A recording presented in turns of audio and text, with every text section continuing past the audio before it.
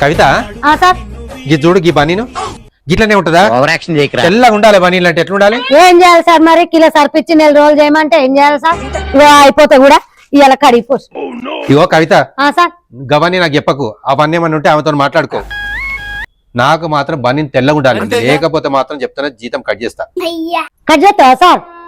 మొన్న రాజు రాంబాయ్ సినిమా పోయినరు అచ్చమ్మ నువ్వు అది అనుకురా సార్? నేను చెప్తానమ్మ. నీకేం తెలుసు కవిత?